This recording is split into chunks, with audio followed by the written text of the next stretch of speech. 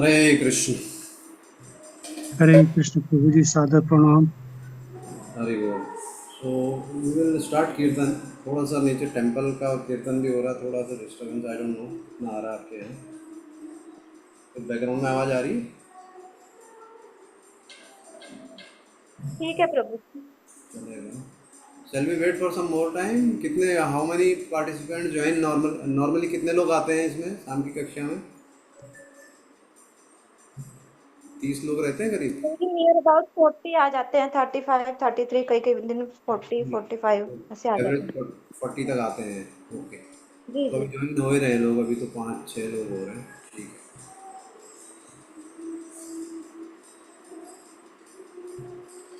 समर्पिता माता जी आ गई हैं, उन्हें होस्ट बना दें आप। जी। हरे कृष्ण प्रभु जी।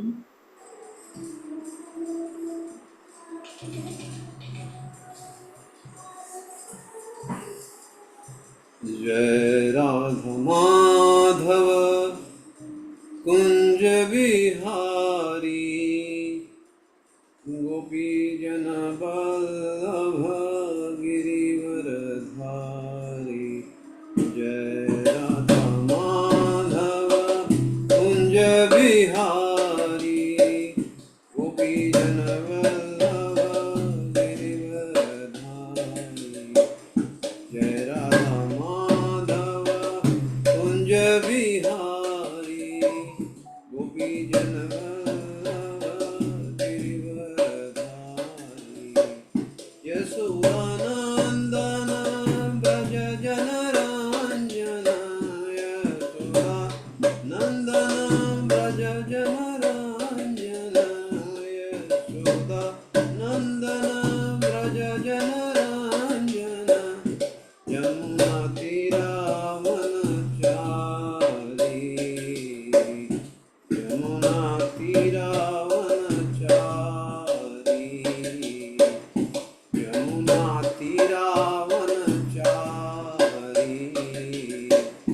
जय राधा माधव कुंज बिहारी, गोपी जन वल्लभ गिरिवरधारी। जय राधा माधव कुंज बिहारी, गोपी जन वल्लभ गिरिवरधारी। जय राधा माधव कुंज बिहारी, गोपी जन वल्लभ गिरिवरधारी। यशोदानंदन व्रज जनरंजन, यशोदानंदन व्रज जनरंजन, यशोदानंदन व्रज जनरंजन। यमुना तीरावनचारी, यमुना तीरावनचारी। जय राधा माधव कुंज बिहारी, गोपी जन वल्लभ गिरिवरधारी। जय राधा माधव कुंज बिहारी, गोपी जन वल्लभ गिरिवरधारी। यशोदानंदन व्रज जनरंजन, यशोदानंदन व्रज जनरंजन, यशोदानंदन व्रज जनरंजन। यमुना तीरावनचारी, यमुना तीरावनचारी, यमुना तीरावनचारी। जय राधा माधव कुंज बिहारी, गोपी जन वल्लभ गिरिवरधारी। जय राधा माधव कुंज बिहारी, गोपी जन वल्लभ गिरिवरधारी। जय राधा माधव कुंज बिहारी, गोपी जन वल्लभ गिरिवरधारी। यशोदानंदन व्रज जनरंजन,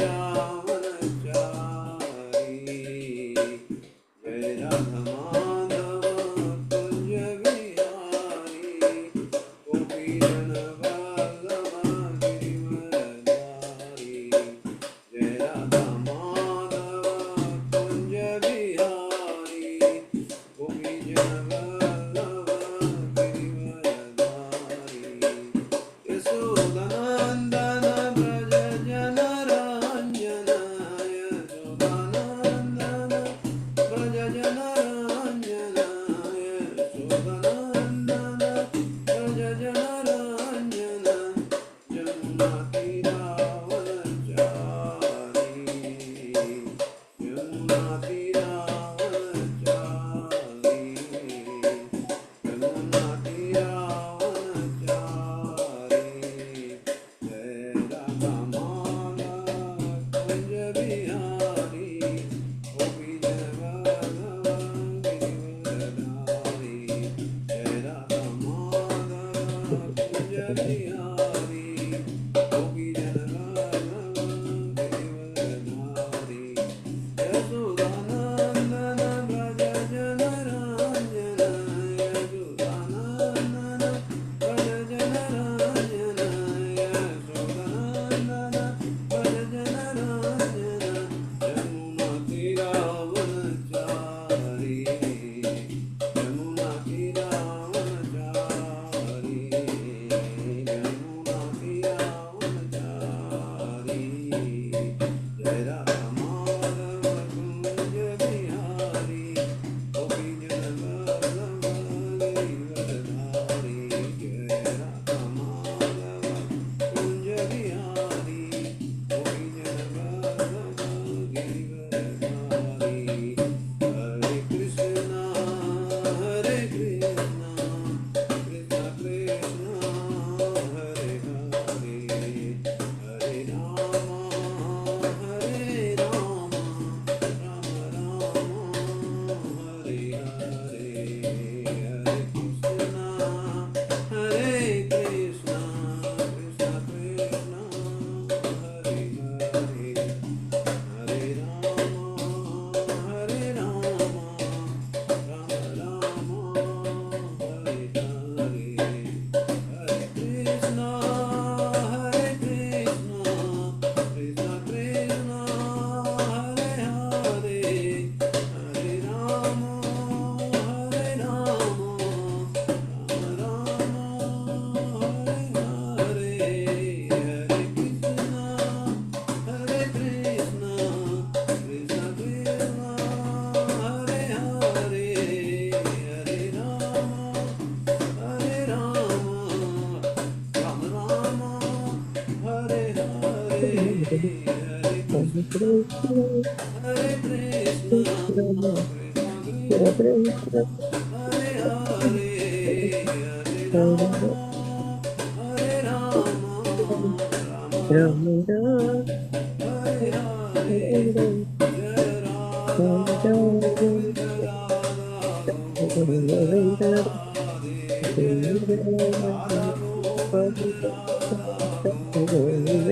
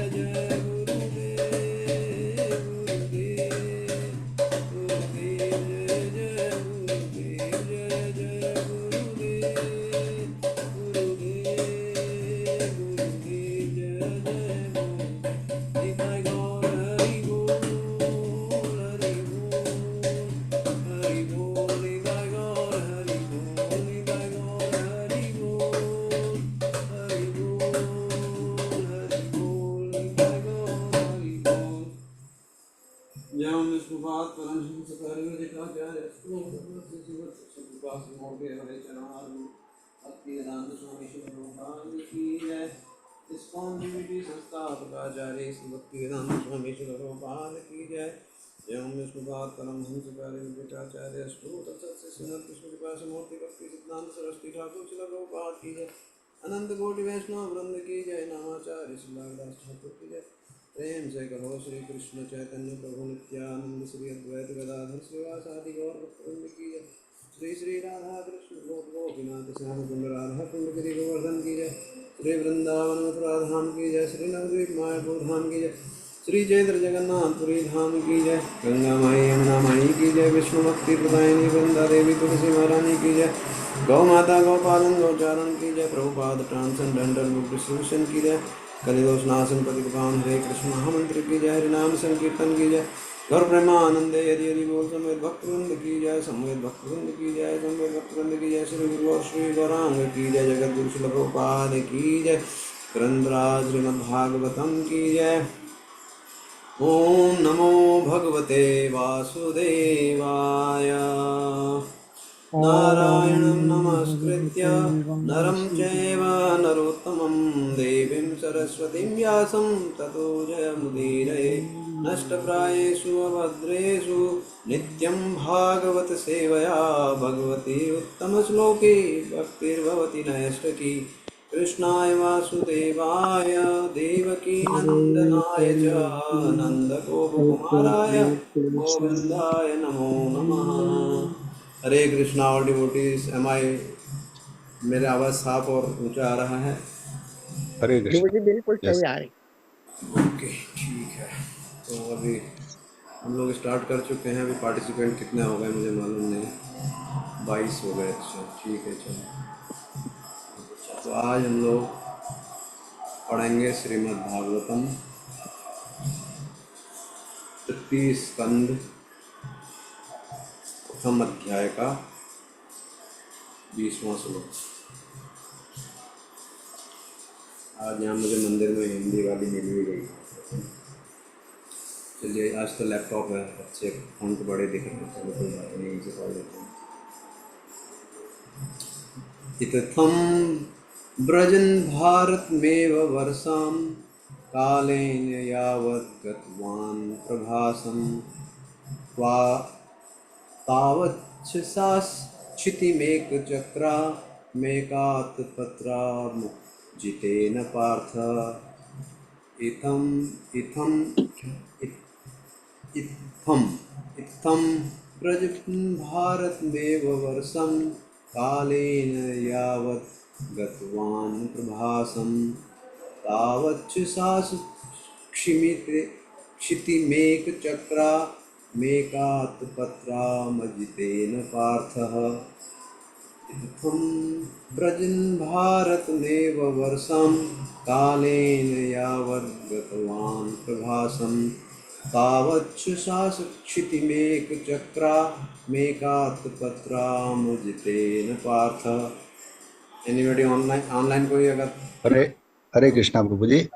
हरे कृष्ण प्रभु जी, व्रजन नमस्कार। भारतमेव वर्ष काले न यावद् गतवान् प्रभासन् तावच्च शास क्षितिमेकचक्रा मेकात् पत्रामजितेन पार्थ। हरे कृष्णा प्रभु। हरे कृष्ण प्रभु जी। इत्थं व्रजन् भारतमेव वर्षं कालेन यावद् गतवान् प्रभासं तावत् शशास क्षितिमेकचक्राम् एकात् पत्रामजितेन पार्थ। हरे कृष्ण। हरे कृष्ण प्रभु जी। इत्थं व्रजन् भारतमेव वर्षं कालेन यावत् गतवान् प्रभासं तावच्च शास क्षितिमेकचक्राम् एकात् पत्रां जितेन पार्थ। हरे कृष्ण। हरे कृष्णा प्रभु जी। इत्थं व्रजन् भारतमेव वर्षं कालेन यावत् गतवान् प्रभासं तावच्च शास क्षितिमेकचक्र मेकात् पत्रामजितेन पार्थ। हरे कृष्णा।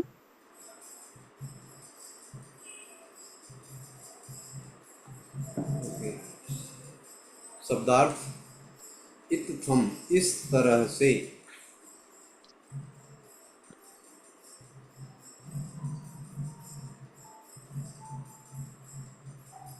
व्रजन विचरण करते हुए भारतम भारत एव केवल वर्षम भूखंड कालेन यथा समय यावत जब गतवान गया प्रभासम प्रभास तीर्थ स्थान तावत तब शशास शासन किया क्षितिन पृथ्वी पर एक चक्राम एक सैन्य बल से एक एक आतप त्राम ध्वजा अजितेन अजित कृष्ण की कृपा से पार्थः महाराज युधिष्ठिर। अनुवाद और तात्पर्य by divine grace AC Bhaktivedanta Swami Srila Prabhupada. अनुवाद। इस तरह जब वे भारतवर्ष की भूमि में समस्त तीर्थ स्थलों का भ्रमण कर रहे थे तो वे प्रभास क्षेत्र गए। उस समय महाराज युधिष्ठिर सम्राट थे और वे सारे जगत को एक सैन्य शक्ति तथा एक ध्वजा के अंतर्गत किए हुए थे। तात्पर्य आप में से कोई पढ़ेगा तो अच्छा रहेगा। हरे कृष्ण प्रभु जी। हरे कृष्णा। मीरा माता जी पढ़िए। हरे कृष्ण। हरे कृष्णा मीरा माता जी। माता जी पढ़िए। जी 5000 से हरे अधिक प्रभु जी वर्ष हरे पूर्व। कृष्णा। जिनको हैंड रेस कर लीजिए। जी माता जी। हाँ, मीरा माता जी पढ़िए, उनका हैंड रेस है। हरे कृष्णा प्रभु जी। हरे कृष्णा माता जी। शील प्रभुपाद जी की जय। तात्पर्य शील प्रभुपाद जी के द्वारा 5000 से अधिक वर्ष पूर्व जब संत विदुर तीर्थ यात्री के रूप में पृथ्वी का भ्रमण कर रहे थे तो इंडिया भारतवर्ष के नाम से विख्यात था, जैसा कि आज भी है। विश्व इतिहास भूतकाल के 3000 वर्षों से अधिक का क्रमबद्ध विवरण नहीं दे सकता, किंतु उसके पूर्व सारा संसार महाराज युधिष्ठिर के ध्वज एवं सैन्य शक्ति के अधीन था और वे संसार के सम्राट चक्रवर्ती राजा थे। आज के समय में संयुक्त राष्ट्र में हजारों सैकड़ों ध्वज फहराते हैं, किंतु विदुर के समय भगवान कृष्ण अर्थात अजित की कृपा से केवल एक ध्वज था। संसार के सारे राष्ट्र पुनः एक ध्वज के नीचे एक सत्ता के लिए अत्यंत उत्सुक हैं, किंतु इसके लिए उन्हें भगवान कृष्ण की कृपा प्राप्त करनी होगी, क्योंकि केवल वे ही एक विश्वव्यापी राष्ट्र बनाने में सहायक बन सकते हैं। हरे कृष्णा प्रभु जी। ओम अज्ञानतिमिरन्धस्य ज्ञानाञ्जनशलाकया चक्षुरुन्मिलितं येन तस्मै श्रीगुरवे नमः। श्रीचैतन्यमनोभीष्टं स्थापितं येन भूतले स्वयं रूपः कदा मह्यं ददाति स्वपदान्तिकं। वन्देऽहं श्रीगुरु श्रीयुतापदकमलं श्रीगुरुवैष्णवांश्च श्रीरूपं सागरजातां सगण रघुनाथान्वितं त्वं सजीवं सावधूतं सावधूतं परिजनासहितं कृष्णचैतन्यदेवं श्रीराधाकृष्णपादां सगण ललिता श्रीविशाखान्वितांश्च हे कृष्ण करुणा सिंधु दीनबंधु जगतपते गोपेश गोपिका कांत राधा कांत नमोस्तुते तप्त कांचन गौरांगी राधे वृंदावनेश्वरी वृषभानुसुते देवी प्रणमामि हरिप्रिये वाञ्छाकल्पतरुभ्यश्च कृपा सिन्धुभ्येव च पतितानां पावनेभ्यो वैष्णवेभ्यो नमो नमः। जय श्री कृष्ण चैतन्य प्रभु नित्यानंद श्री अद्वैत गदाधर श्रीवासादि गौर भक्तवृंद। हरे कृष्णा कृष्ण कृष्ण हरे हरे, हरे राम राम राम हरे हरे। सो आप सभी का आज की शनिवारी सायंकालीन श्रीमद् भागवतम कक्षा में स्वागत है। एक जल्दी एक रिकैप कर लेते हैं और उसके बाद अपने आज के श्लोक पे हम थोड़ा चर्चा करेंगे। तो श्रीमद् भागवतम आप लोगों को कितना समय हो गया अभी ये थर्ड कैंटो पे आते हुए? कब ये भागवतम पढ़ना आप लोगों ने आरंभ किया था? साल भर हो गया?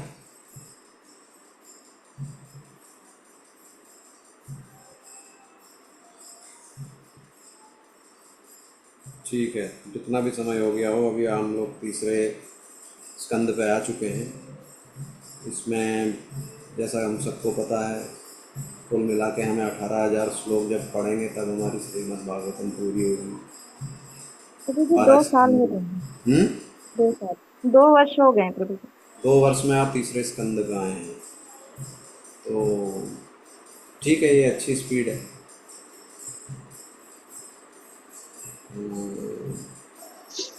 कई एक मंदिरों में जहाँ रोज रोज करते हैं, करीब करीब 18 20 साल में भी भागवतम का एक पूरा साइकिल कंप्लीट हुआ है, ऐसा मेरी जानकारी में। तो 2 साल में तीसरे स्कंद में आना, ये भी अपने आप में एक अच्छी उपलब्धि है। तो ये 18,000 श्लोक कुल मिला के 335 अध्यायों में और 12 स्कंदों में विभाजित है। पहले स्कंद में आपने सृष्टि के बारे में पढ़ा, जिसमें करीब 19 अध्याय थे। दूसरा वाला जो स्कंद था ब्रह्मांडीय अभिव्यक्ति, जिसमें 10 अध्याय थे। और अभी हम तीसरी स्कंद में, जिसका है टाइटल यथास्थिति, इसमें 33 अध्याय हैं। और उस 33 अध्याय में से पहले अध्याय को हम पढ़ रहे हैं, और इस अध्याय का टाइटल है श्री विदुर के प्रश्न। तो थोड़ा कॉन्टेक्स्ट समझ लेते हैं, उसके बाद आज की श्लोक पे चर्चा करेंगे। ये तृतीय स्कंद बहुत महत्वपूर्ण है। जैसे मैंने आप सभी महत्वपूर्ण है, ऐसा कोई भी नहीं है कि कोई चीज़ महत्वपूर्ण नहीं है, लेकिन इस स्कंद की जो विशेषताएं हैं वो मैंने आपको लास्ट टाइम भी बताई थी, फिर से रिपीट कर रहा हूँ, जो कि वो एक संस्कार बन जाए और हमारे दिमाग में रहे। यहाँ पर भगवान के 2 सुंदर भक्तों का मिलन है। इसी स्कंद के अंदर में 2 प्रकार की सृष्टियों का वर्णन है। इसी स्कंद में आपको आगे पढ़ने को मिलेगा भगवान की 2 अवतारों और उनकी लीलाओं का वर्णन है। और विशेष करके भागवतम का जो पहला विषय सर्ग है, उसमें उसके ऊपर इस स्कंद के ऊपर में विस्तार से चर्चा की गई है। अभी विदुर कौन है, उनका पास्ट क्या था, भूत क्या था। लास्ट टाइम अगर आपको याद हो, हम लोगों ने चर्चा की थी कि विदुर भी एक महाजन है। महाजन थे, यमराज थे प्रभु जी पहले किसी वो। ने मुझसे पूछा था कि वो श्लोक आप बता दीजिए, तो मैंने वो तुरंत ही श्लोक माता जी को भेज दिया था। मुझे आशा है कि वो ग्रुप में डाल दिया होगा और लोगों ने देख लिया होगा। प्रभु जी बिल्कुल, वो ग्रुप में आ गया और हमने देख लिया। बिल्कुल प्रभु। हाँ, आप लोगों ने पढ़ लिया ना? बिल्कुल प्रभु। हाँ, तो उसमें वो जो श्लोक है वो यमराज स्वयं बोल रहे हैं, इसलिए उस श्लोक में आपको यमराज का नाम वैसे दिखेगा नहीं। वो जो लास्ट में वयम बोलते हैं, स्वयंभू मनु ऐसे करके जो स्टार्ट होता है, लास्ट में वयम जो खत्म होता है, तो जो 12वें व्यक्ति हैं वो अपने बारे में ही कह रहे हैं। वो जब यमदूतों से कुछ चर्चा हो रही है, तो मेरे ख्याल से 6ठे स्कंद में या कहीं पर है, आपको डिटेल में पढ़ने को मिलेगा आगे। बट क्योंकि किसी ने प्रश्न पूछ लिया था, तो मैंने वो आउट ऑफ सिलेबस वाला भी आपको भेज दिया था। बहुत सुंदर श्लोक है, बहुत लोगों को अच्छे से याद भी रहता है। अभी हमारे साथ प्रॉब्लम क्या है, स्पेशली मेरे जैसे व्यक्तियों के साथ में, कि हम लोगों ने संस्कृत बचपन में बहुत, मेरे को लगता है 8 तक पढ़ी थी, वो भी खाली नंबर लाने के लिए। और उसके बाद तो पढ़ो पढ़ो पढ़ो, माँ बाप लोगों ने प्रेशर डाला, तो हम लोग अपना जो व्यावसायिक पढ़ाई है उसी में रहे। उसके बाद समाव प्रभात की कृपा रही और हम इस्कॉन के अंदर आए, तो 35-40 की उम्र के बाद हम लोगों ने थोड़ा सा संस्कृत मतलब भागते भूगते जब समय मिला तब, बल्कि आप लोगों को ज़्यादा अच्छा इसका ज्ञान होगा संस्कृत का पठन पाठन का और उच्चारण का, क्योंकि हम अपने पूरे दिन तो कार्य में व्यस्त रहते हैं। उसके बाद जब कभी भी मंदिर में कक्षा में सुनने को मिल गया या कभी कक्षा लेने की बात है, तो उस समय पर हमें पढ़ने को मिलता है। लेकिन जिन लोगों ने छोटी उम्र में, जैसे आज की तारीख में हमें राष्ट्रगान को याद करने की ज़रूरत नहीं होती, क्योंकि बचपन से स्कूल में रोज़ गा रहे थे, तो वो मुंह में जबान में रहता है। तो जिन लोगों का भाग्य अच्छा है और उन्होंने हमारे शास्त्रों को कम उम्र से पढ़ना शुरू कर दिया है, तो उनके लिए तो श्लोक इतने आसान हो जाते हैं याद करना कि बिल्कुल ऐसा लगता है कि एकदम पानी की तरह उनके मुंह से निकलते हैं श्लोक। लेकिन ये हम जैसे लोगों का या मेरे जैसे लोगों का थोड़ा ड्रॉबैक है, जिन्हें एक तो संस्कृत की उतनी जानकारी नहीं है, और दूसरा ये चीज़ें ऐसी होती हैं कि जैसे आप अभी श्लोक भी पढ़ेंगे ना, जितने बार आप पढ़ेंगे उतने बार वो फिर आसान होता चला जाता है। पहली बार पढ़ेंगे तो थोड़ा कठिन लगता है, फिर और आसान आता है। तो ये सिर्फ अभ्यास और अभ्यास से आता है, जिसका हमें स्पेशली मुझे समय नहीं मिल पाता है। तो हम देखेंगे कि इस स्कंद के अंदर में, क्योंकि अभी ये किसकी बात चल रही है, आप लोगों ने अगर किसी ने याद कर लिया हो तो याद कर लीजिए। वो श्लोक बहुत सुंदर श्लोक है जिसमें पूरे 12 महाजन के नाम आ जाते हैं। तो यहाँ पर जो मैंने आपको बताया कि दो भक्तों के, महान भक्तों के बीच में इस स्कंद के अंदर में चर्चा है। ये जो दो भक्तों के बीच की वार्ता है, ये पूरे भागवतम में दूसरी बड़ी, सबसे बड़ी वार्ता है। पहली सबसे बड़ी वार्ता है उद्धव और कृष्ण की, जो आपको 11वें स्कंद में पढ़ने को मिलेगी। और दूसरे नंबर की सबसे बड़ी जो वार्ता है वो यही वाली है, जो विदुर और मैत्री मुनि के बीच में होती है। तो जैसा मैंने आपको बताया था, जैसे ही दुर्योधन भरी सभा में विदुर जी का अपमान करते हैं, तो विदुर जी राजमहल को छोड़कर तीर्थाटन पे निकल जाते हैं, महाभारत के युद्ध शुरू होने के पहले ही। और इसी के साथ पहले वाले श्लोक में या कहीं पर आपने पढ़ा होगा, जब वो वहाँ से निकलते हैं तो वो अपना धनुष भी वहाँ छोड़ जाते हैं। तो आचार्य लोग बताते हैं कि ये इस चीज़ की एक इंडिकेशन है, ये चीज़ बताती है कि विदुर के मन में दुर्योधन के प्रति कोई भी द्वेष नहीं था, कोई भी हार्ड फीलिंग नहीं थी, या उनको अभी चलो अभी मैं निकल रहा हूँ, बाद में आके तेरे को देखता हूँ, ऐसी वाली फीलिंग भी नहीं थी।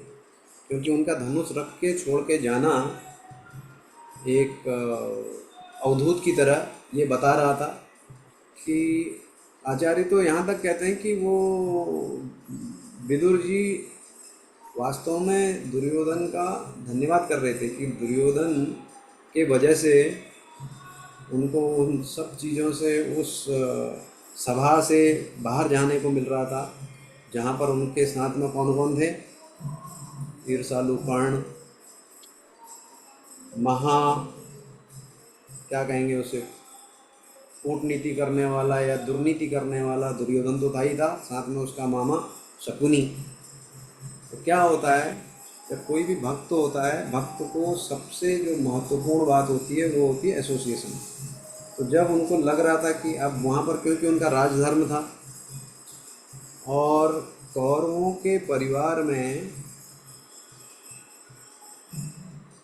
धृतराष्ट्र भले ही अगर उसे मंत्रणा करनी हो तो उसके पास कौन कौन लोग उपलब्ध थे, कृपाचार्य से कर सकता था, द्रोणाचार्य से कर सकता था, यहाँ तक कि भीष्म पितामह से भी कर सकता था। लेकिन जब कोई एक बहुत गूढ़ बात उसे करनी होती थी धृतराष्ट्र को, तो वो हमेशा विदुर के पास आते थे। क्यों? क्योंकि उनके हृदय में एक चीज़ उन्हें लगती थी कि ये कभी भी मुझे गलत राय नहीं देंगे। हालांकि भीष्म पितामह, द्रोण और कृपाचार्य वो लोग भी बहुत अच्छे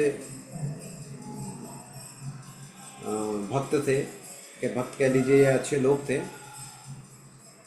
लेकिन धृतराष्ट्र के परिप्रेक्ष्य में हम जब बात कर रहे हैं, तो धृतराष्ट्र को ये लगता था कि मुझे अगर सबसे ज़्यादा कोई विश्वास पात्र है तो विदुर है। तो जब भी कुछ भी होता था वो विदुर से ही अपने चर्चा करते थे। तो विदुर जी तीर्थाटन पे चले जाते हैं। आचार्य लोग तो ये भी बताते हैं कि जब वो तीर्थाटन में थे तो वो चाहते तो द्वारका में सीधे कृष्ण के पास जा सकते थे, लेकिन देखिए इससे विदुर के चरित्र का पता लगता है कि एक भक्त कैसे सोचता है। विदुर ये सोचते थे कि मैं धृतराष्ट्र की सभा में इन पापियों और अत्याचारियों के बीच में, जैसे कि मैंने अभी नाम लिया कर्ण, शकुनी, दुशासन, दुर्योधन, इनके बीच में रहकर मैं इतना अपने आप को कलुषित कर चुका हूँ कि मैं भगवान के सामने जाने लायक नहीं हूँ। ऐसा सोच रहे हैं कौन? विदुर। आचार्य लोग अब जब टीका देते हैं तो उसमें बताते हैं ये एक भक्त का हृदय है। जबकि हम बार बार चर्चा कर रहे हैं विदुर स्वयं में एक महाजन है। आप सबको पता है ना, वो पिछले जन्म में यमराज थे और कैसे यमराज को मांडुक्य ऋषि के द्वारा श्राप मिलता है। आप सबको कहानी पता है ये वाली? प्रभु जी फिर से बता दीजिए। ओके, तो आप सब लोगों की जानकारी के लिए फिर से बता देता हूँ कि एक मांडुक्य ऋषि थे। मुझे भी पूरा लंबी कहानी तो याद नहीं है, लेकिन जितने हमारे मतलब भर की उतना हम समझ लेते हैं। जी। तो जो मांडुक्य ऋषि थे, एक बार वो अपने आश्रम में थे। अपने आश्रम में बैठे हुए तो इतने में वो जिस राज्य में उनका आश्रम था उस राज्य में राजकोष में चोरी हो गई थी। तो और वो चोर जो हैं वहाँ राजा के कोष से चोरी करके आते हैं और भागते, उनके पीछे सैनिक पड़े रहते हैं, राज सैनिक। तो वो भागते भागते इनके आश्रम में आ जाते हैं। तो जब राजा के सैनिक आते हैं तो जैसे आज के समय में भी होता है ना, अगर समझो आपने कोई चीज़ खरीदी है लेकिन आपको पता नहीं है कि ये चोरी का माल है, तो आप भी पुलिस जब केस बनाएगी तो उसमें नाम आ जाएगा कि आपने चोरी का माल खरीदा है। तो यहाँ पर तो मांडुक्य ऋषि का वो भी रोल नहीं था, लेकिन वो चोर आके उनकी जो हर्मिट थी या झोपड़ी थी या जो आश्रम था उसमें आके छिप गए। तो सैनिकों को लगा हो ना हो ये सब चोरों का जो है सम्राट यही लगता है। तो वो मांडुक्य ऋषि को भी पकड़ के लेके चले गए। उनको पकड़ के लेके चले गए तो उनके यहाँ जो भी उनका राजा के पास तो नहीं, उनके जो जज या मंत्री जो भी थे उनके पास लेके गए। क्योंकि राजा के पास नहीं लेके गए थे, क्योंकि राजा बाद में आता है, इंटरवीन करता है, इसलिए मुझे याद है। राजा नहीं तो नीचे कोई भी है, मंत्री वजीर, किसी के पास लेके जाते हैं। तो वो लोग एक सजा देते हैं पुराने समय में, राजकोष से चोरी करने वाले को सूली पे चढ़ा देते थे। तो बचपन में मैं जब सुनता था सूली पे चढ़ाना, तो मैं समझता था कि सूली पे चढ़ाना मतलब फांसी की सज़ा होती है। ऐसा मैं अपने मन से सोचता था, किसी से मैंने पूछा नहीं। लेकिन बाद में मुझे पता चला कि सूली पे चढ़ाना तो उससे भी खतरनाक मौत है, फांसी पे चढ़ाने से भी खतरनाक मौत है। हम त्रिशूल बोलते हैं ना, त्रिशूल, तो एक एक ये चीज़ सूल कहलाती है। एक एक कांटा जो है, कांटे को हिंदी में दूसरा सूल नाम से भी जाना जाता है। तो त्रिशूल, ऐसे ही सूली पे चढ़ाना मतलब क्या होता है, आदमी की पूरी बॉडी को ऐसे नीचे सूल रहता है लोहे का, और आदमी की पूरी बॉडी को ऊपर से उसमें गिराया जाता है पूरे फोर्स के साथ में। तो वो जो सूल है वो जो भी जिसको भी सज़ा मिल रही है उसके गुदा द्वार से प्रवेश करके इधर ब्रह्मांड से ऊपर निकल के आता है। तो इतनी खतरनाक उसको सज़ा दी जाती कि मतलब बताने में, और हमें उसको अगर हम सोचें कि कितना दर्द होता होगा, सोच के ही जो है हालत ख़राब हो रही है। तो उसने इस सज़ा का प्रावधान किया इनके लिए, राजकोष में चोरी करने का ये दंड था। तो बाकी जो चोर थे उनको तो सूली पर चढ़ाया, तो नॉर्मल इंसान थे तो मर ही गए। लेकिन ये बहुत बड़े योगी थे, तो इनको जब सूली पर चढ़ाया गया तो इन्होंने अपनी योग विद्या से उस सूल को अपने गुदा द्वार में जैसे ही वो थोड़ा सा अंदर घुसा था उसके बाद वो रोक लिया, और उसके बाद शायद काट दिया गया या जो भी हो। कि फिर राजा शायद इंटरवीन करता है बीच में कि अरे ये तो बहुत बड़े ऋषि हैं, इनको क्यों सजा दे दी तुमने। तो शायद वो सूल निकलता भी नहीं है उनके शरीर से बाहर, काट दिया जाता है। आप पढ़ लीजिएगा इसको, मेरे को पूरा अच्छे से याद नहीं आ रहा, शायद काट देते हैं उस सूल को जितना। तो सूल उनके शरीर में ही रहता है थोड़ा सा हमेशा के लिए, इसीलिए उनका दूसरा नाम भी ये सूल से कुछ रिलेटेड है, सूल मांडुक ऐसा करके। तो मांडव्य को हाँ जी, अणिमांडव्य करके हाँ अणिमांडव्य करके है। हाँ ऐसा कुछ है, राइट, अणी। तो उसके बाद ये यमराज से प्रश्न करते हैं कि भाई जब मैंने चोरी की नहीं थी तो मुझे ये सज़ा क्यों दी गई। तो यमराज उनको बताते हैं कि आपने अभी ऐसा नहीं किया था, लेकिन बचपन में या इसके पहले वाले जीवन में कभी आपने एक छोटी, या तो तितली है या कोई एंट है, समथिंग इज देयर, जो भी है, एक कोई छोटा जीव था, उसके पीछे आपने गुदा द्वार में कुछ कांटा चुभोया था या कुछ किया था, ऐसा उनको बताते हैं।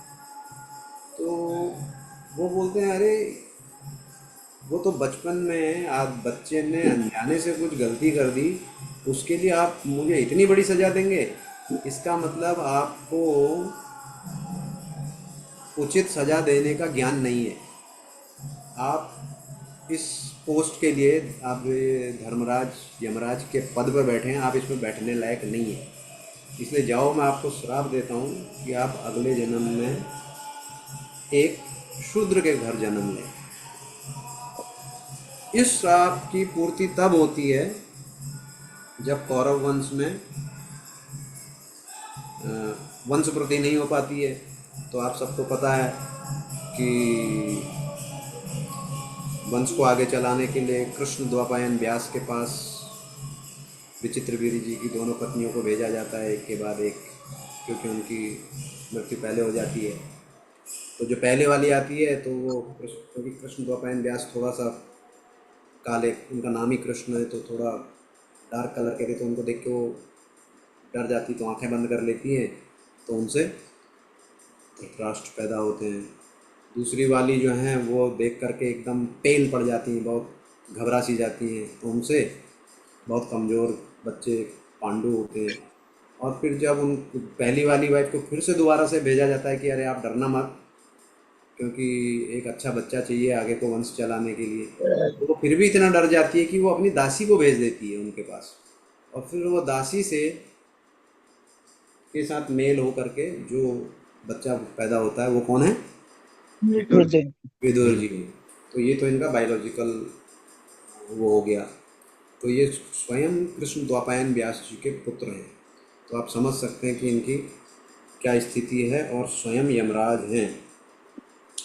तो अब ऐसे व्यक्ति जब अपना, देखिए हम लोग अपने एक एक 1 BHK 2 BHK और अपने सुख सुविधाओं से इतने फंसे हुए रहते हैं कि अगर समझो किसी ने कह दिया कि ये घर निकल गया, जैसे कोई म्यूनसिपलिटी वाला आ गया, आपका घर में ये कमरा आपने एक्स्ट्रा बना दिया, अभी हम इसको तोड़ेंगे, तो हम एक पूरी कोशिश करेंगे कि कैसे भी अपना वो एक बाथरूम भी अगर एक्स्ट्रा आ गया है और म्यूनसिपलिटी वाले आ रहे हैं, करें नहीं नहीं तोड़ेंगे, या योगी जी का बुलडोजर आ गया है ना, तो हम लोग बिल्कुल धरने पे बैठ जाएंगे कि नहीं भाई ये नहीं।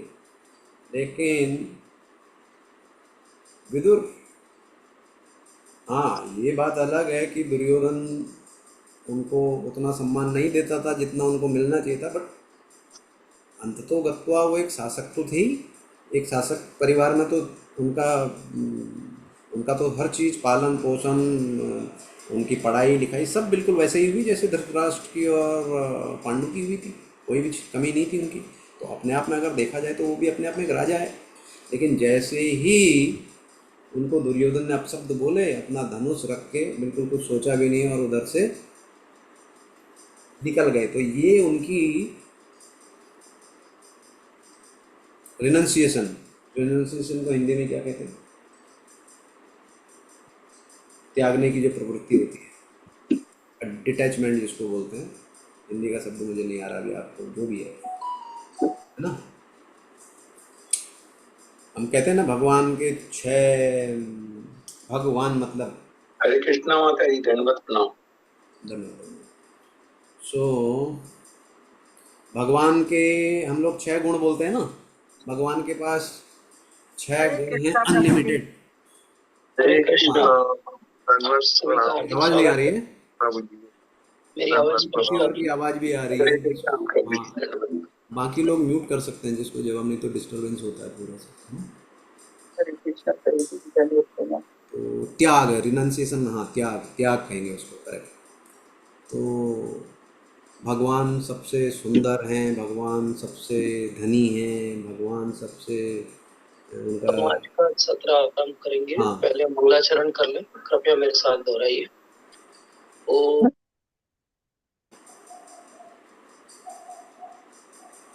माता जी क्या हो रहा है बीच में? कोई और क्रॉस कनेक्शन हो रहा है या क्या हो रहा है? हरी बोल माता जी, आवाज आ रही है? प्रभु जी मैंने रिलीज कर दिया वो कोई। हाँ, ऐसा लग रहा है कि कोई और भी क्लास चल रही पैरेलल, तो वही मैंने कहा क्या चल रहा है। तो प्रभु जी आप को होस्ट बना सकते हैं, शायद सेटिंग सब आज किया नहीं है। क्या करना सेटिंग्स है? किया नहीं है, मैं कर देती हूँ, आप मुझे को होस्ट बना दीजिए, मैं हैंड रेज कर रही हूँ। वो होस्ट कैसे बनाते हैं वो भी मेरे को देखना पड़ेगा। एक मिनट,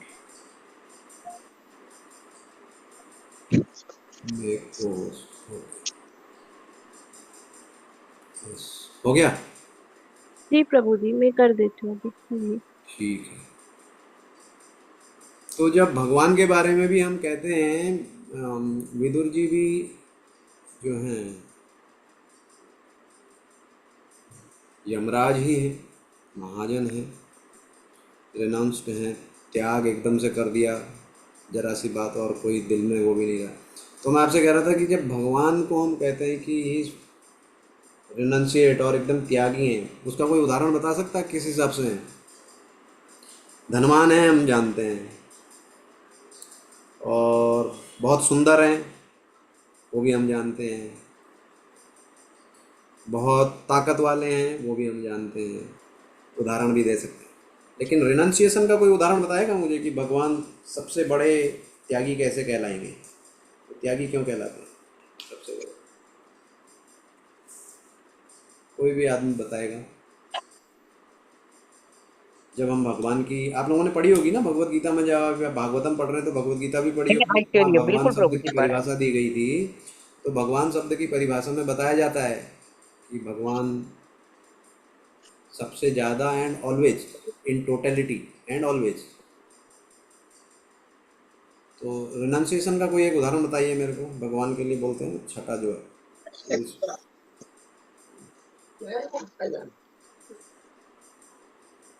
हम्म, ये आप बताइएगा जरा कि भगवान को सबसे बड़ा त्यागी कैसे मान लिया है, कैसे माना जा सकता है, किन चीज़ों, किन लक्षणों से हम कह सकते हैं कि भगवान सबसे बड़े त्यागी हैं? प्रभु जी मुझे ऐसा लगता है वृंदावन छोड़ दिया और गोपियों को भी छोड़ के।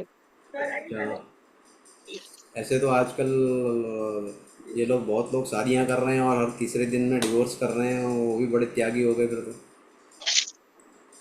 नहीं, भगवान और गोपियों की तो अलग ही बात है ना नहीं, भगवान वो प्रभु ठीक है, जी। बात अलग है, लेकिन मतलब वो आप ठीक है, अच्छी बात बता रहे हैं कि वो उनसे प्यार करते थे उसके बावजूद भी छोड़ दिए। यहाँ पर तो क्योंकि हम झगड़ा करते हैं इसलिए त्याग कर देते हैं, वो बात अलग है।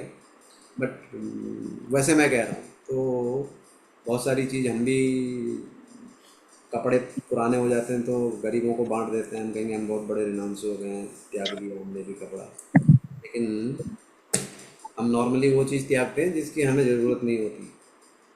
जो चीज़ हमें खुद चाहिए होती है हम कभी नहीं त्यागते, उससे चिपके हुए रहते हैं। तो भगवान सबसे बड़े त्यागी हैं, इसका थोड़ा आप अगली बार अगली कक्षा में पूछूंगा। ज़रा सोचिए, इस पर चिंतन मनन करिए कि भगवान को सबसे बड़ा त्यागी किस हिसाब से कहा जाता है, क्यों कहा जाता है।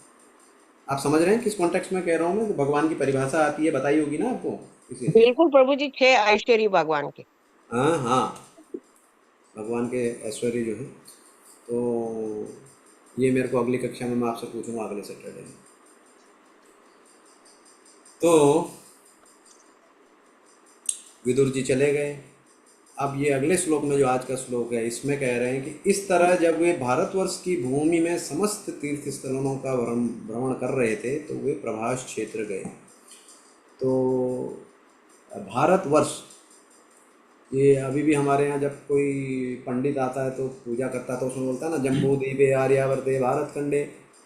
तो ये उसी भारतवर्ष की बात हो रही है। ये जो हमारे देश का नाम भारत पड़ा है, एक्चुअली हमारे पुराने हिस्ट्री में देखेंगे तो 3 भरत हैं। एक भरत तो हैं कौन? ऋषभ मुनि के पुत्र। दूसरे हो गए दशरथ नंदन राम के छोटे भाई, दूसरे दशरथ नंदन भरत। और तीसरे हो गए दुष्यंत और शकुंतला के पुत्र भरत, ये जो पांडव हैं ये उसी लिनिएज में आते हैं, उसी वंशज, उन्हीं के वंशज हैं ये पांडव। ये तो हमने पढ़ा है, नहीं तो शायद हमने बचपन में भी कहानियों में कहीं पढ़ा था, दुष्यंत और शकुंतला नाटक या कुछ। जय श्री कृष्ण चैतन्य प्रभु नित्यानंद श्री अद्वैत गदाधर शिवासादि गौरभक्तवृंद। हरे कृष्ण हरे हरे हरे हरे हरे हरे किसी हरे का जब भी चल रहा है हरे हरे हरे हरे राम हरे। कक्षा के बीच में किसी का जब भी चल रहा है।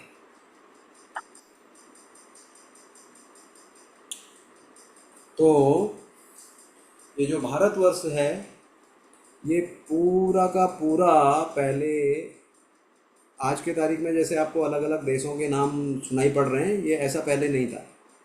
भारतवर्ष एक बहुत बड़े भूभाग का नाम है। जब आप अपने वैदिक कॉस्मोलॉजी पढ़ेंगे तो उसमें आपको पता चलेगा कि एक जम्बू द्वीप है सेंटर में, और उसमें जो 9 द्वीप हैं उनमें से एक जो द्वीप है वो भारतवर्ष है। तो भारतवर्ष की भूमि, आपको इसका डिटेल अभी कैंटो 5 में, स्कंद 5 में बहुत विस्तृत रूप से पढ़ने को मिलेगा भारतवर्ष के बारे में। मैं थोड़ा बहुत बता देता हूँ, क्योंकि जब आप पढ़ेंगे उसको 5वें स्कंद में शायद 19वां या 20वां अध्याय है, 19वां अध्याय है जिसमें भारतवर्ष का पूरा डिटेल दिया गया है। तो उसमें हमारे देश के जितनी भी हमारी पर्वत श्रृंखलाएँ हैं, कई पर्वत श्रृंखलाओं का तो आज की तारीख में हम लोग को नाम भी नहीं पता, वो पूरी लिस्ट दी हुई है उसमें। अगर आपको समय मिलेगा तो देखिएगा। पंचम अध्याय में 5म स्कंद के 19वें अध्याय के अंदर ये पूरे भारतवर्ष में क्यों भारतवर्ष विशेष है उसके बारे में बताया गया है। पूरे डिटेल में पर्वत श्रृंखलाओं के बारे में बताया गया है। उसमें जैसे उसमें मैं पढ़ रहा था तब की बात बता रहा हूँ, तो मेरे को एक बड़ी अच्छी चीज़ लगी थी, शायद वहीं पे था वो, एक कामतगिरी करके, शायद उसी में नाम आया है पर्वत का। किसी ने सुना है कामतगिरी पहले? कामतगिरी का भगवान राम के लिए वही स्थान है जो हमारे कृष्ण लीला के अंदर में गोवर्धन का कृष्ण के लिए, जैसे हम कहते हैं गोवर्धन जो है वो स्वयं कृष्ण है, ऐसे ही ये कामतगिरी जो पर्वत है ये चित्रकूट के पास है, उत्तर प्रदेश में, मंदाकिनी नदी के किनारे। तो वो भी भगवान राम से अभिन्न है। उसमें भी लोग परिक्रमा करते हैं जो राम भक्त हैं, रामानंदी संप्रदाय के लोग। जैसे हम लोग वृंदावन जा कर के गोवर्धन की परिक्रमा करते हैं, ऐसी कामतगिरी करीब करीब 5-6 किलोमीटर की परिक्रमा होती है। वहाँ पर राम के भक्त हम भी जा सकते हैं कभी, अगर आप तो ये हिंदी के ग्रुप वाले हैं तो ज़्यादातर आप वाले नॉर्थ वाले ही होंगे आप लोग, तो अगर कभी समय मिलता है तो आप जा सकते हैं चित्रकूट, कामतगिरी के परिक्रमा कर सकते हैं। तो इसी प्रकार हमारी पूरी नदियों के उसमें नाम दिए गए हैं, कौन कौन सी नदियाँ हैं। कई एक नदियाँ तो अभी विलुप्त हो चुकी हैं उसमें से, है ना। भारतवर्ष का एक पुराना नाम इलावत वर्ष भी कहा जाता है। कहीं पर अगर आपको पढ़ने को मिलेगा इलावत वर्ष, तो इसका मतलब भी भारतवर्ष ही है। तो ये तो भारतवर्ष के बारे में थोड़ा बहुत मैंने आपको बता दिया। इसकी विस्तृत जानकारी आपको स्कंद 5 में फिर से पढ़ने को मिलेगी, तब आप उसको डिटेल में पढ़ सकते हैं। उसके बाद भारतवर्ष की समस्त तीर्थ स्थलों का भ्रमण कर रहे थे, तो वो प्रभास क्षेत्र गए। तो प्रभास क्षेत्र आप में से कोई लोग गया? मैं तो नहीं जा पाया, मेरा खाली द्वारका धाम ही बचा हुआ है। बहुत 2-3 बार मौका मिला जाने का, लेकिन अपने नौकरी के चक्कर में मैं वहाँ नहीं जा पाया। लेकिन आप में से अगर प्रभु जी, जी प्रभु जी हम गए हैं। यस प्रभु जी, जी प्रभु जी। ये प्रभास जी क्षेत्र प्रभु जी, गुजरात हम में भी है। गए हैं। हाँ जी, तो ये मैं प्रभास भी जाके आया हूँ। हाँ गुजरात में है, जहाँ पर भगवान ने अपनी अंतिम लीला की थी। क्योंकि सोमनाथ से है प्रभु जी। अंतिम लीला करने के लिए भगवान को प्रभास क्षेत्र आना पड़ा, क्योंकि अंतिम लीला द्वारका में नहीं हो सकती थी। कारण उसका ये बताते हैं आचार्य लोग कि जब भगवान को अपनी लीलाओं को समेटना था, तो उस समेटने के लिए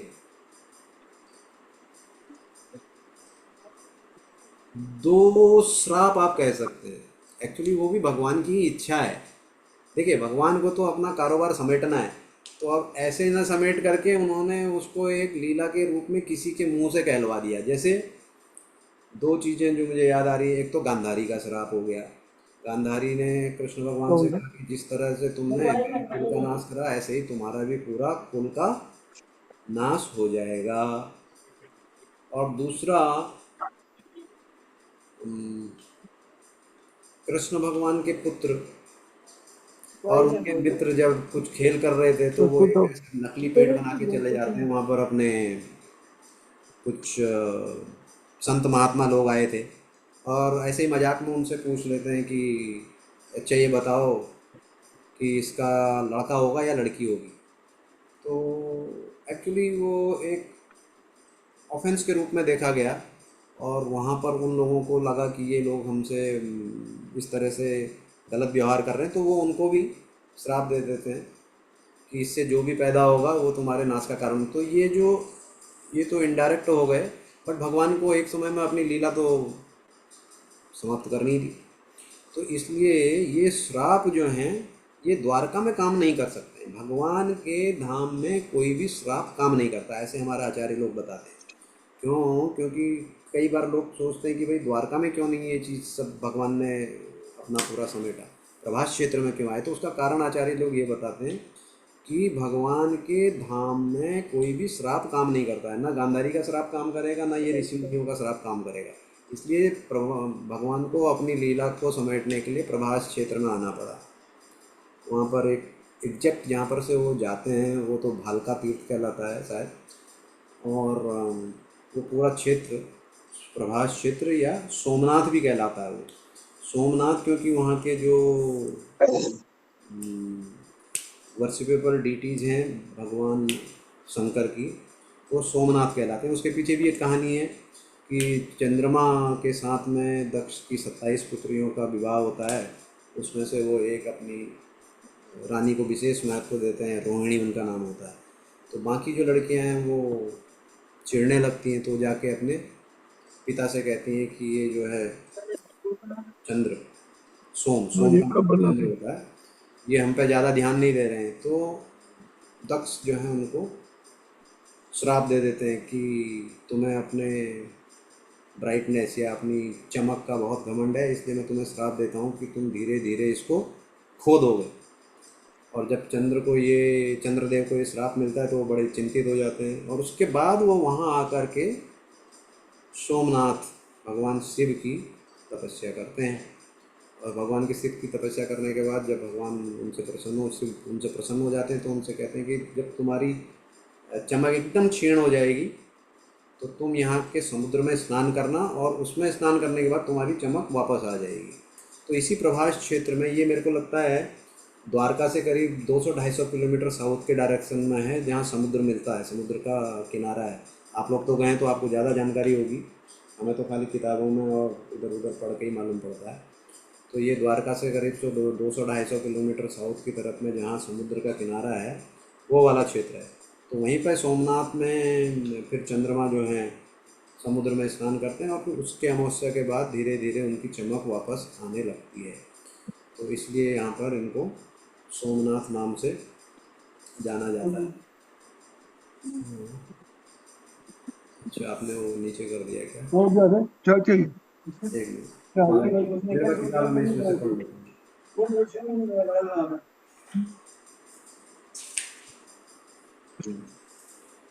विचार कर रहे थे, प्रभास क्षेत्र पहुंचे। मैं पूछा क्या चाहिए?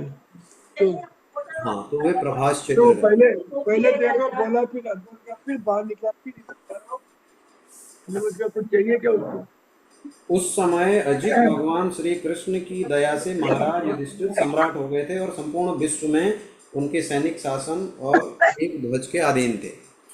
तो अभी भी आप देख रहे हैं लोगों की बड़ी कोशिश हो रही है कि पूरे विश्व में एक आदमी का राज्य हो। अभी देख रहे हैं वर्तमान में कुछ युद्ध चल रहा है। आप लोग भक्ति में इतने मग्न हैं कि आपको शायद पता भी नहीं होगा, लेकिन विश्व में बड़ा युद्ध चल रहा है अभी। कौन पूरे विश्व में राज्य करेगा, इनडायरेक्टली उसका मीनिंग वही है। जब पहली बार विश्व युद्ध हुआ था, प्रथम विश्व युद्ध, तो उसके बाद युद्ध न हो इसके लिए लीग ऑफ नेशन करके एक लोग सारे कुछ देशों ने मिलके एक यूनिट बनाई, मतलब यूनिटी बनाई। वो लीग ऑफ नेशन बनाने के बाद भी द्वितीय विश्व युद्ध हो गया। द्वितीय विश्व युद्ध के बाद फिर से ये लोग बैठे कि भाई नहीं, ये सही नहीं है, युद्ध सही नहीं है, तो बनाया यूनाइटेड नेशंस। और यूनाइटेड नेशंस के होते हुए आज हम लोग तृतीय विश्व युद्ध के मुहाने पर खड़े हैं।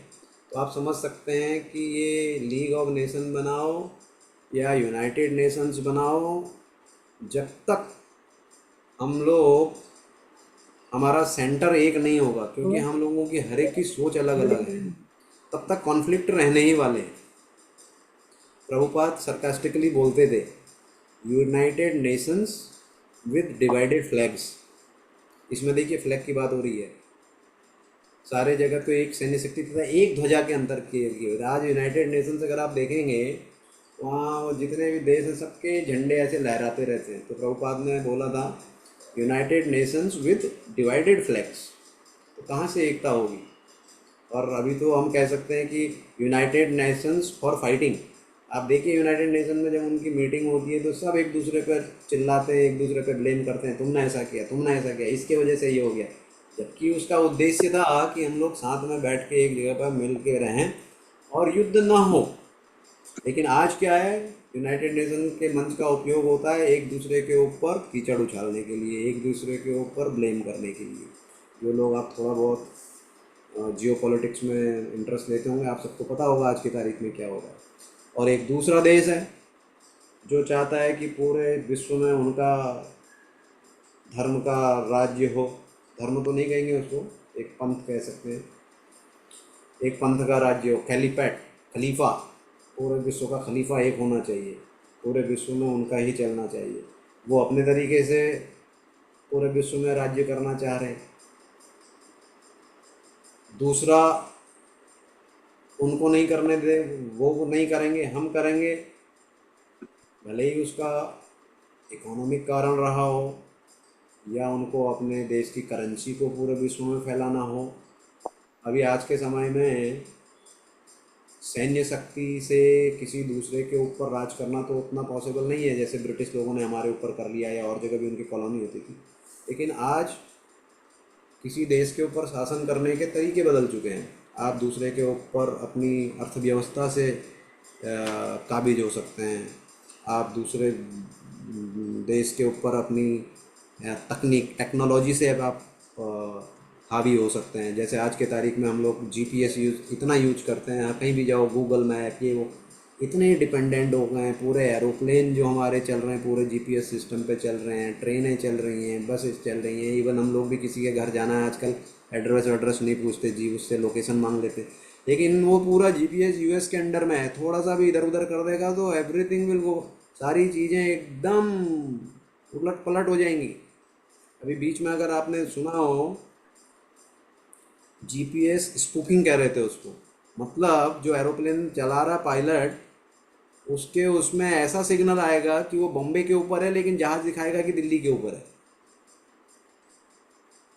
बताइए, तो ये आपके ऊपर राज हो गया कि नहीं हो गया कि आप अपना एरोप्लेन भी अपने हिसाब से नहीं चला सकते। तो आज के तारीख में किसी के ऊपर अगर आपको शक्ति करनी है तो कोई ज़रूरी नहीं है कि आपको सैनिक भेजने, आप टेक्नोलॉजी के द्वारा दूसरे को अपने अंडर कर सकते हैं। आप अपनी आर्थिक व्यवस्था ऐसी कर सकते हैं कि आप दूसरे को अपने अंदर कर सकते हैं। या जैसे आज के तारीख में आप देखिए जितने भी गल्फ़ कंट्री हैं उनके पास तेल के अलावा क्या है, कुछ नहीं है। लेकिन आज की तारीख में खाली एक स्टेट ऑफ हार्मुज बंद करने की वजह से आप लोगों को एलपीजी नहीं मिल रही है, घरों में लोगों के खाना बनाना बंद हो गया है। हो गया ना हम लोग उनके गुलाम। कोई ज़रूरी थोड़ा ना कि उस शेख को यहाँ आकर के आपको अपना आदेश चलाना है।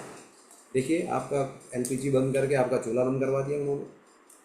तो इस तरीके से हम किसी न किसी तरीके से गुलाम हैं और हर देश की ये इच्छा है कि वो दूसरे के ऊपर राज करे, दूसरे को गुलाम बनाए।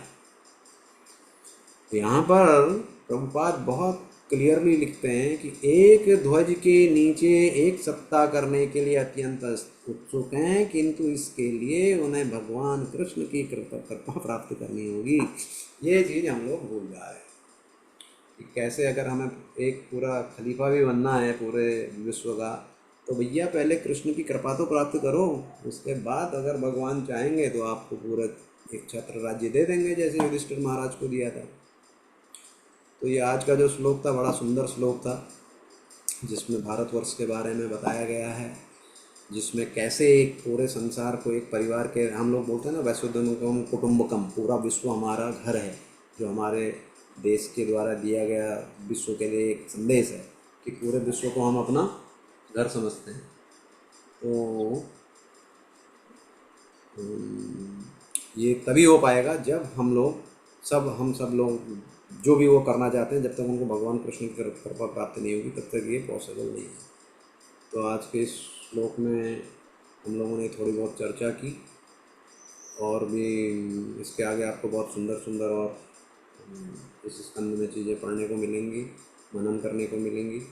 आज के लिए मैंने आपको थोड़ा होमवर्क भी दे दिया है कि भगवान को सबसे बड़ा त्यागी या रिनंसिएट क्यों कहा जा सकता है, क्या कारण है। एक माता जी ने थोड़ा सा बताया कि वो अपना वृंदावन छोड़ के चले गए, तो मैं भी नौकरी करने असल में उत्तराखंड का हूँ, हल्द्वानी से छोड़ के नौकरी के चक्कर में यहाँ बैठा हूँ मैंगलोर में। तो वैसे थोड़ा बहुत तो त्यागी मैं भी हो गया इस हिसाब से, तो क्योंकि मेरे को भी घर तो अच्छा ही लगता है। तो ऐसे ही त्याग के, और तो भगवान सबसे बड़े त्यागी क्यों कहे जा सकते हैं, ये आपका सवाल है। चिंतन मनन करिए, कोई ज़रूरी नहीं है कि आपको गूगल पे या चैट जीपीटी पे या किसी से पूछना है, कोई बात नहीं अगर उत्तर नहीं भी आ रहा, लेकिन चिंतन और मनन आवश्यक है। जब आप चिंतन करेंगे, मनन करेंगे, तभी आपका थोड़ा कोई भी चीज़ जितने कठिनाई से दिमाग में आती है ना, उतने ही फिर वो देरी तक दिमाग में रहती है। जो चीज़ जितनी आसानी से आएगी, समझो आपने चैट जीपीटी में, तो 4 दिन में आप भूल भी जाओगे। इसलिए इसको थोड़ा प्रश्न का चिंतन मनन करिए। अगली कक्षा में हम तो इस पर थोड़ा सा विचार करेंगे। तो आज की कक्षा को यहीं पर विराम देते हैं, क्योंकि मैं मंदिर में हूँ, अभी मंदिर बंद भी हो जाएगा। बहुत बहुत धन्यवाद। ग्रंथराज श्रीमद् भागवतम की जय, जगत प्रभुपाद की जय। Thank you very much. मुझसे अगर कुछ गलती हुई हो बोलना है तो माफ़ करिएगा। जय श्री राधे। अगर आपको कोई अच्छी लगी हो तो ऑल क्रेडिट टू गुरु परंपरा, मेरे सीनियर्स, सबको क्रेडिट जाता है। हरे कृष्ण, धन्यवाद। हरे कृष्णा प्रभु, साधु प्रणाम। हरे कृष्ण। आज आप लोगों की अटेंडेंस भी बड़ी कम थी, 27 लोग हैं ना। आप 40 के आसपास आते हैं बोल रहे थे। आज सैटरडे का छुट्टी के दिन कम लोग आते हैं।